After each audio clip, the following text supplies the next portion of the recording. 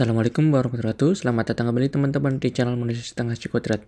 Oke, jadi di sini kita akan membahas mengenai Redshift ya, yaitu salah satu tools ya atau service dari AWS yang bisa digunakan untuk mengolah data warehouse. Nah, tapi dia juga bisa digunakan untuk ML modeling, tapi pakai SQL ya. Ini mirip banget sama BigQuery. Kalau teman-teman belum lihat videonya, tutorialnya, bisa klik di kolom deskripsi atau di playlist GCP. Nah, langsung aja ya kita ke ini si Redshift ya. Kita search aja di search barnya Redshift. Nah, ini Amazon Redshift, kita pilih. Ya, kemudian kita try ya Redshift serverless free trial. Ini saya pakai yang default setting aja, nggak usah kita apa-apakan, langsung ke bawah. Nah, ini kayak saya belum punya IAM roles. Di sini saya tinggal bikin aja yang baru, manage IAM roles, terus create ya, no additional S3 bucket. Sebenarnya kita bisa bikin langsung biar kita nggak usah ke bucket nantinya untuk nge-store ML modelnya, tapi kita nanti aja ya, create aja dulu sesuai defaultnya. Kita klik IAM role yang udah kita bikin, kemudian kita save configuration.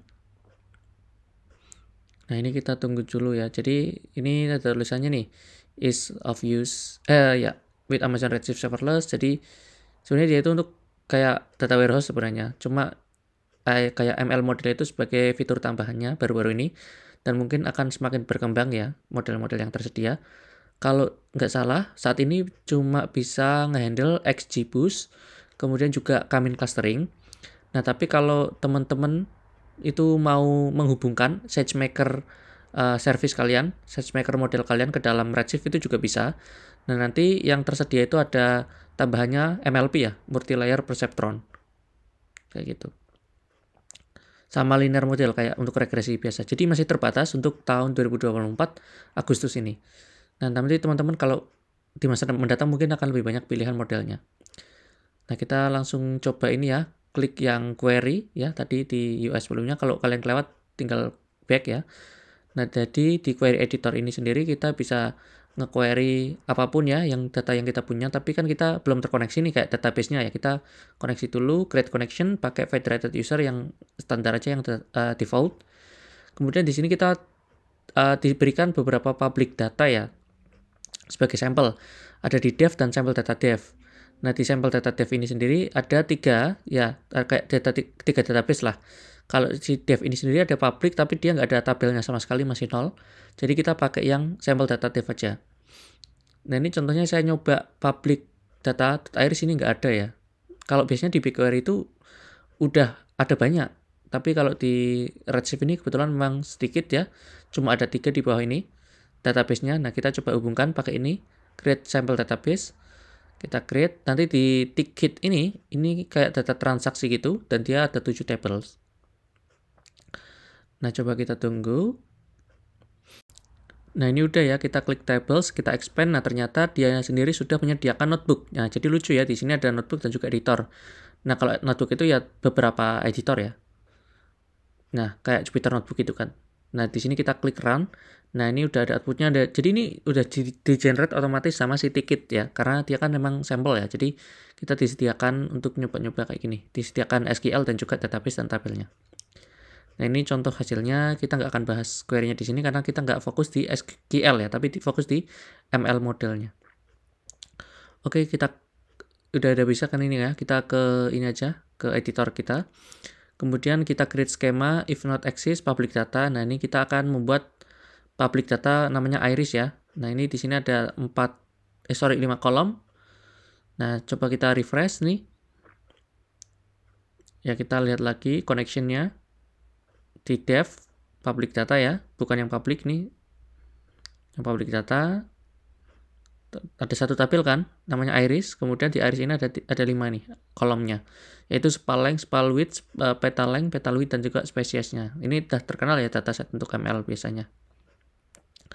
Kalau kita coba query kayak select bintang gitu ya, select untuk semuanya, datanya itu nggak ada, masih kosong, belum kita isi apapun.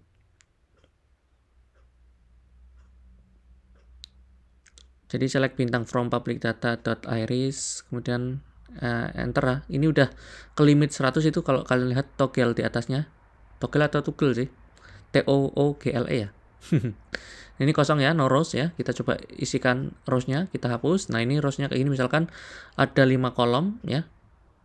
Nah, kalian juga bisa dapatkan dataset ini di internet, banyak sekali ya, dataset Iris. Ini coba kita run aja. Kita insert ya ini. Kita tunggu. Nah, ini udah selesai insertnya. Kemudian kita coba query lagi. Nah, ini ya, ulang. Nah, ini udah ada datanya ya. Total ada 148 row sebenarnya dia. Nah, ini kita bikin modelnya ya. Jadi create model public data.iris Kamins model itu adalah nama model Kamins kita. From select sepaleng width peta length peta width dari public data iris itu adalah dataset yang akan kita gunakan untuk data latih. Function sendiri itu seperti model, tapi function itu yang nanti kita gunakan untuk ngepredik ya. Kemudian IAM role-nya default. Kalau kalian nggak pakai default ya, kalian sesuaikan aja. Misalkan akun ID kalian berapa, kemudian role IAM role-nya apa, kayak gitu. Nah, kemudian autonya off, kemudian model type-nya Kamins ya. Ya seperti yang saya tadi bilang, model kalau clustering kayaknya masih satu Kamins saja yang disupport oleh si Redshift ini ya. Kemudian hyperparameternya cuma K-nya sama dengan 3 ya, nggak ada hyperparameter lain untuk si ini Kamins cluster. Kemudian kita lupa ini ada errornya adalah S3 bucketnya itu nggak ada ya. Jadi kita bikin S3 bucketnya. Nah, kita ke S3, kemudian kita tunggu. Nah, ini langsung create bucket aja. Nah, ini general purpose, nama bucketnya misalkan Redshift demo, kemudian jangan ML ya, MS ya, Muhammad Syukron ya, misalkan. Choose bucket itu kalau kalian punya bucket kemudian udah ada template-nya, kita nggak. Jadi kita bikin baru. Kemudian ACL disable ini biar kita kalau ada yang mau ngakses ya harus kita grant akses dulu, nggak bisa sembarangan. Bucket versioning nggak perlu. Nah, kemudian yang lain-lain default aja kita create. Ini kayaknya ada error karena nggak jalan itu ya. Jadi yang atas ini kita nggak bisa pakai underscore ya, harus pakai dash kalau mau. Redshift dash demo, kemudian MS. Kita create lagi ulang. Nah, jadi bucket ini digunakan untuk menyimpan model kita tadi dari Kamins-nya. Nah, kemudian di sini kita kasih ini ya, S ya, saya lupa settings, bukan setting. Nah, itu kita run ulang. Harusnya udah benar semua ini. Kita tunggu sebentar ya. Masih training kayaknya. Oh, ini ada error lagi. Ternyata sekarang masalahnya adalah rows-nya itu harus minimum 500 ketika kita jalankan pakai Redshift clustering ini. Sedangkan data kita cuma 148 rows, jadi nggak bisa. Makanya kita pakai data yang lain ya. Kita coba pakai yang sampel data dev aja ya. Yang ticket. Nah, ticket ini harusnya banyak. Kalau yang public masih kosong kan. Tadi kita pakai ticket. Ticket ini kita punya tabel kategori. Kita lihat. Nah, ini kayaknya cuma nominal data aja. Sales. Nah, ini ada beberapa variabel yang bisa kita gunakan kayak quantity sold dan juga price paid dan juga commission ya. Jadi kita pakai tabel sales aja. Kita coba query. Kita hapus semuanya. Select ini bintang ya. From ticket sales.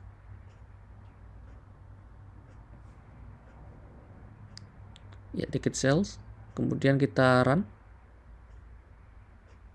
Nah, ini error ya. Ternyata ticket sales itu harusnya kita coba lihat dulu, select tabel aja yang atas nih. Nah, harusnya ini ya, kayak ada tanda petik duanya, kemudian pakai titik ya. Ini error lagi karena koneksinya saya pakai 3. Ini ada untitled 1 2 3. Hilangkan 1 karena batasnya 3 ya untuk gratisan. Nah, kemudian di sini, nah ini udah bisa ya.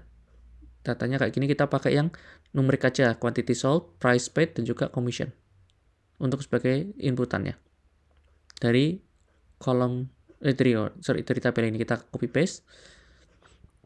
Kemudian kita ubah-ubah ya. Nah ini quantity sold ya, dan juga tadi price paid dan commission.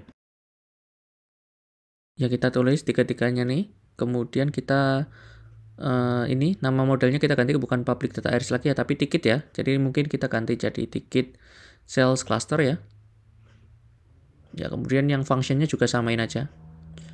Kemudian udah sih, kita run aja. Oh ada error nih, quantity sold-nya nggak exist. Saya typo ya berarti ya. Ini KTY sold-nya nggak ada underscore, kita coba run ulang. Ada error lagi, commission, M-nya harusnya 2 nih kayaknya. Ya typo lagi ya, commission. Oke, udah run lagi. Nah ini kayaknya bisa. Jadi udah selesai. Nah sekarang coba kita predik ya. Kalau kalian lihat di sini itu nggak ada hasil model-modelnya apapun, karena modelnya itu disimpan dalam S3. Jadi ketika kita expand kemanapun public atau ticket itu nggak akan ada tabelnya, tetap 7 yang di ticket ya, dan yang public tetap 0. Ini nggak ada apa-apa karena tersimpan di S3. Oke.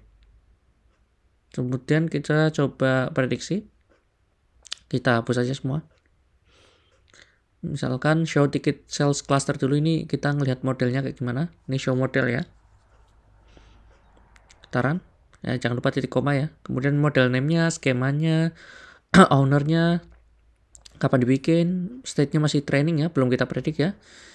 Nah, kemudian ini ada yang lain-lain lah ya, function name. Nah, ini ada parametersnya dan ada yang lain-lain juga ya. Pokoknya banyak lah intinya.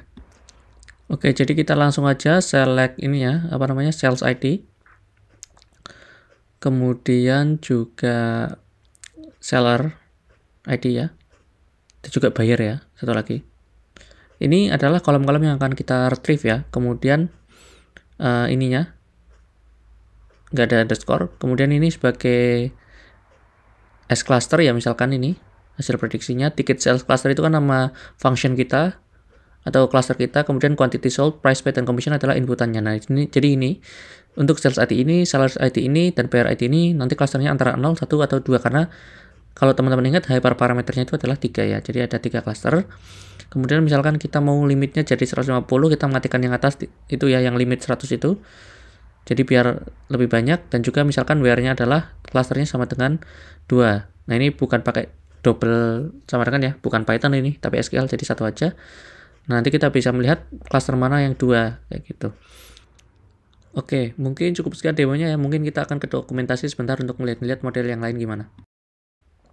Nah, jadi kalau teman-teman menuju ke AWS Documentation Amazon Redshift dan Database Developer Guide, nanti teman-teman bisa melihat ada simple create model. Jadi di sini dijelaskan ya, kalau teman-teman minimal harus punya nama modelnya, dari mana tabel ininya, data trainingnya, targetnya kolomnya apa misalkan, kolom name-nya kalau supervise ya. Kalau unsupervised kayak saya tadi kan nggak perlu target. Kemudian function-nya itu apa? Ya ini digunakan untuk memprediksi ya nanti kalau ada data baru. Kemudian IAM role-nya misalkan default, dan settingannya di mana letak S3 bucket-nya. Di mana S3 bucket sendiri itu kayak gini tadi ya, yang hasil dari yang model kita, misalkan ticket sales tadi. Nah ini ada modelnya. Kemudian kita juga bisa ngelihat apa lagi ya? Di bawah. Coba kita lihat. Oh ya, ini XGBoost ya. Tadi selain pakai unsupervised, kalau pakai supervised kalian juga bisa pakai XGBoost di sini. Nah, jadi kalian juga bisa pakai bring your own model ya, artinya model yang didapatkan dari Amazon SageMaker trainingnya. Jadi kalian pakai si ini Redshift untuk ngepredik. Nah, kalian selain pakai model dari SageMaker misalnya ini ya. Nah, kalian juga bisa nembak endpoint yang sudah dilatih dari SageMaker itu sendiri.